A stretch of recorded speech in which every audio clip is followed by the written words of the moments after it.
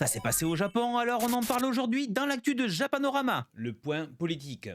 À quelques semaines des élections législatives prévues le 8 février, la scène politique japonaise s'est transformée en un véritable ring de débat. Lundi, les chefs des principaux partis se sont affrontés lors d'un grand débat à 7 voix, abordant des sujets brûlants comme la taxe à la consommation, la diplomatie internationale et la décision très commentée de dissoudre la Chambre des représentants. Ambiance électrique garantie. Au cœur des échanges, une question qui touche directement le portefeuille des Japonais, la taxe à la consommation sur les produits alimentaires. La première ministre, Sanae Takaichi, à la tête du Parti libéral-démocrate, a annoncé vouloir instaurer une exemption de cette taxe pendant 2 ans.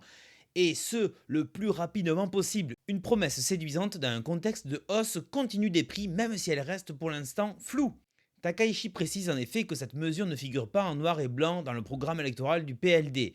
Son calendrier dépendrait des conclusions d'un conseil national chargé de réfléchir aux réformes fiscales et sociales. Si tout va vite, des projets de loi pourraient être vite déposés d'ici l'automne. En revanche, gros point d'interrogation, comment compenser la perte de recettes fiscales? Sur ce point, la première ministre botte en touche et renvoie le débat au fameux conseil. Traduction politique classique, on en reparlera plus tard. Face à elle, l'opposition n'a pas manqué de saisir l'occasion pour se démarquer. Yoshihiko Noda, co-dirigeant de la nouvelle alliance réformatrice centriste et ancien Premier ministre, a dégainé une proposition plus directe.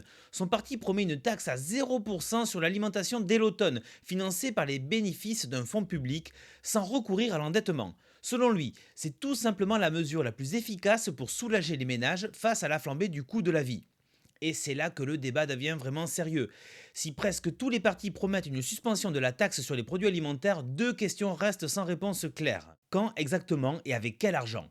Dans un Japon déjà très endetté, les marchés financiers observent ces promesses avec une certaine nervosité. Cette élection est la première pour Sanae Takaichi en tant que première ministre.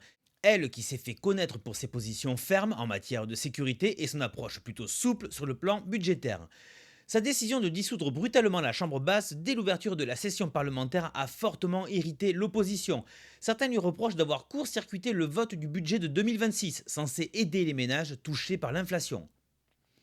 Sur le plan international, le ton est également monté. Plusieurs leaders de l'opposition ont accusé Takaichi de rester silencieuse face aux actions de l'administration américaine de Donald Trump, notamment sur le Venezuela ou le Groenland.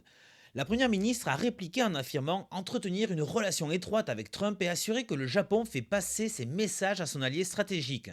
Elle s'est aussi montrée ouverte à des discussions directes avec le président chinois Xi Jinping, estimant que le dialogue permettrait à Pékin de mieux comprendre la position japonaise. Une déclaration qui intervient alors que les relations sino-japonaises se sont tendues après ses propos sur une possible implication du Japon en cas de crise autour de